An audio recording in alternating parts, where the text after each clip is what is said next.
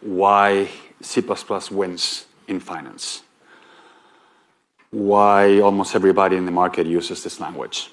And there's a couple of reasons, but instead of that, let's address one normal situation. What happens on a day-to-day to everyone?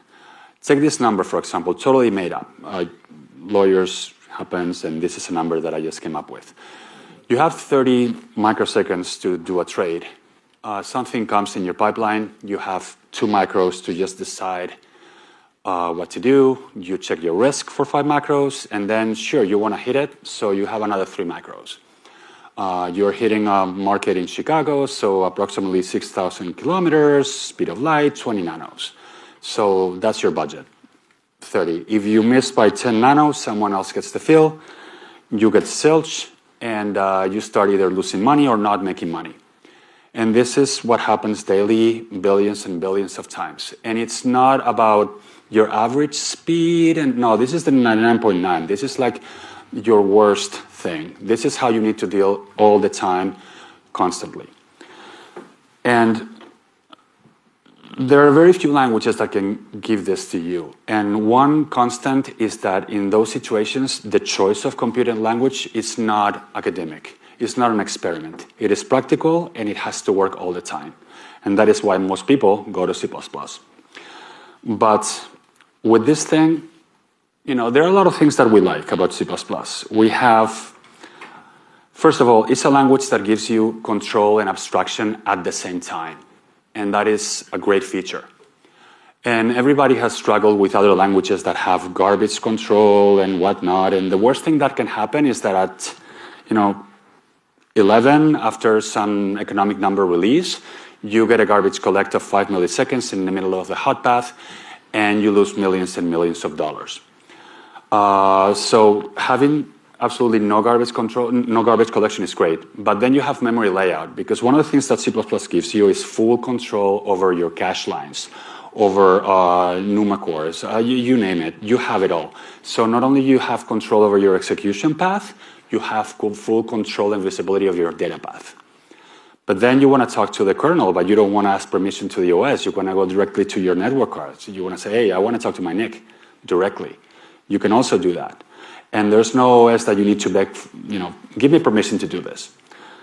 And last but not least, you have very predictable code gen. You're not going to have suddenly one JIT telling you, well, I need to reevaluate what your hot path is doing. And here you go, this is a new code. No, whatever you compile, whatever you get is what's going to run every single time. Predictable, 100% of the time.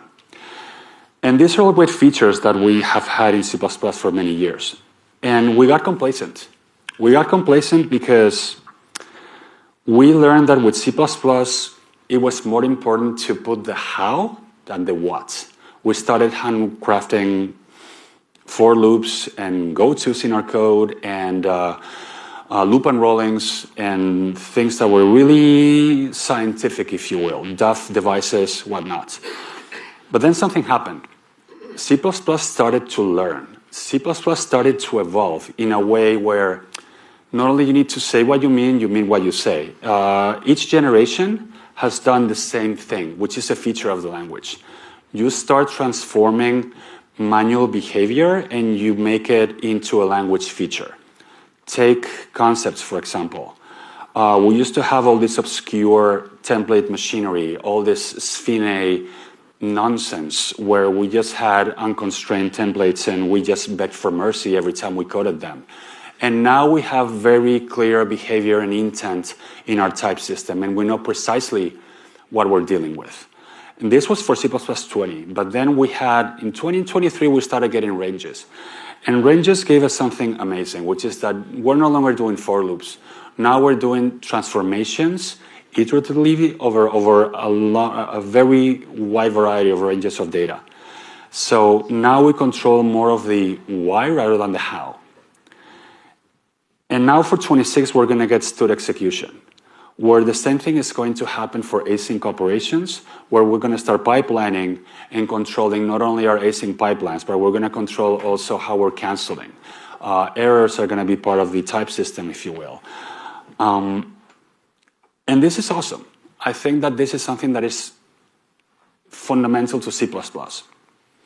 But one of the things that we still haven't addressed until now, and that's my segue into execution, is concurrency. Concurrency was always left at the mercy of the gods of like networking and threading and whatnot. And we all have seen experts that for many years had their own recipes for this.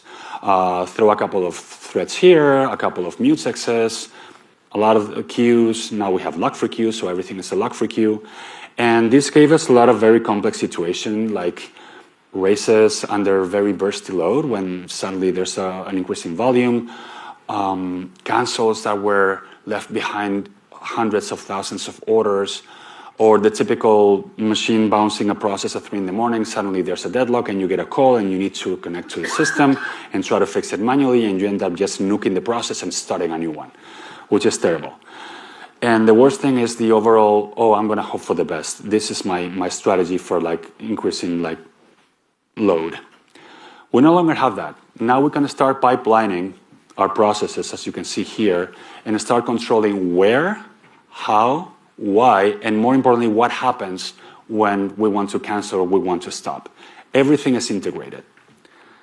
And fundamentally, this is part of the overall trajectory of C++ as a language. We started getting rid of the loop and rolling code, even though you can still do it if you want, because we realized that the compiler does it better for me. We stopped doing all these finite tricks that we used to like because we had nothing better. And we went to a place where concepts express clearly our requirements. With ranges, we stopped doing our for loops, and now we see that this is better. We have data transformation. It's clear. We just tell the system what we want to achieve, not how to do it. And all this ad hoc nonsense machinery for threading and pipelines and whatnot, that is gone with structured concurrency. So the language, if we need to put into 2 sentences what it does, it's telling us to stop coding the mechanics and start expressing intent. Because C++ is not just the best language for what we do. Today, it's the best language for the foreseeable future. I think that every single generation of the language, every single version gives us better tools and a better way to have more fun coding and less fun suffering. It's the nature of the beast. And this is my segue into passing the torch to Gasper, who's going to talk about execution. Because, again, that's the last frontier, at least for me.